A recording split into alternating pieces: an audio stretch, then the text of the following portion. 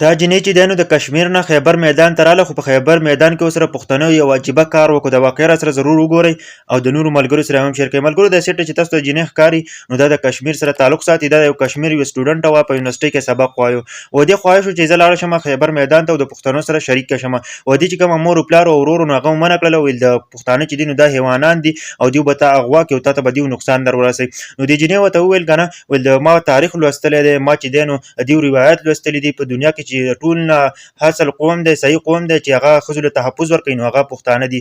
نو ویل که نه، ویل هغه ما زه ډېره زیاته منې کړم، خو ما ورته دا وویلو د هغه نه پس چې دی نو زما ورور ما له هم غاړۍ راکړه او پلار راله هم غاړۍ راکړه او مور راله هم غاړۍ راکړه او ډېر زیات یې وژړل.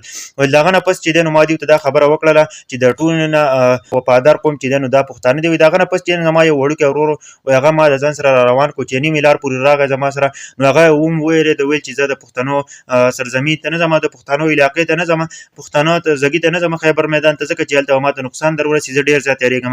وایي د هغه نه پس چې دی نو وایي زه خیبر میدان ته راغلم، چې زه کله خیبر میدان ته راغلم او زه په خیبر میدان کې ولاړ یم نو پښتنو ما له ډېر زیات عزت راکړو. پښتنو چې دی نو ډېر زیات وفادار دي، ځکه چې هغه د ښځو ډېر زیات عزت کوي او ما ته یې له سره نقصان نه رساوه. زما یې د میلمه چې دی نو ډېر زیات خیال ساتي ملګرو. د هغه نه پس چې دی نو زما یې ډېر زیات خیال وساته. وایي زه په خیبر میدان کې یم، لیکن د خلک چې د پښتنو په باره کې غلط ګماني کوي دا بالکل غلط دي، ځکه چې پښتنو ما له ډېر زیات تحفظ راکړو او زه اوس په خیبر میدان کې. ملګرو تاسو ته پته ده پښتنو په باره کې خلک غلط فهمي ډېره زیاته چې دی نو خوارۍ. د هغه نه پس چې دی نو پښتانه ډېر زیات میلمه دوست خلک دی. پښتانه چې دی نو هغه یو داسې خلک دی چې که نه هغه د ښځې ډېر زیات خیال ساتي. که تاسو سوچ وکئ عام طور باندې، که تاسو په دنیا کې سوچ وکئ نو پښتانه یو داسې قوم دی چې د ښځو ډېر زیات خیال ساتي. نو دې جینۍ هم دا سوچ وکړو چې دې چې دی نو ویل ما تاریخ لوستلی دی د پښتنو چې کومه ثقافت دی، د پښتنو کومې روایات دي، هم یې ټول لوستلي دي ملګرو. وایي د هغه نه پس چې دی نو زه کشمیر نه چې دی نو هغه خیبر میدان ته دا جینۍ راورسېدله.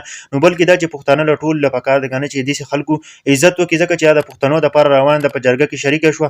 بلکې دا چې جرګه روانه ده انشاءالله 3 ورځې به د جرګې په باره کې بیا نوي معلومات راځي، موږ به سره هم شریک کوو، ځکه چې جرګه اوس روانه ده انشاءالله په جرګې کې به اهمې خبرې راځي. نن چې دی نو د جرګې اخرنۍ ورځ ده که نه، چې په جرګې کې اوس څه کېږي، څه ویلی کېږي، په اخره کې بیا څه کېږي، هغه خبرې شیر کېږي. و چې دا مطالبات دې زموږ پوره کړي، ځکه چې زموږ په پښتونخوا کې امن پکار دی، نور څه کم څیزونه چې پکار دي نو هغه مکمل طور باندې به هغه ویلی کېږي ملګرو. نو دا جینۍ چې دی نو دا د کشمیر نه راغله او ټولو پښتنو یې ډېر زیات صفت وکړو. زه د پښتنو هم ډېر زیات، ځکه چې پښتانه خلک د غلط فهمي چې دی نو په دنیا کې خوروي چې پښتانه داسې قوم دی، پښتانه زناور قوم دی. ولې خو بل دا چې دې جینۍ نن چې دی نو هغه ولیدله چې پښتانه څنګه قوم دی، پښتانه چې دي یو ډېر زیات عزتمند قوم دی. نو زما دا ویډیو پیغام د نورو ملګرو سره ضرور شیر کړئ.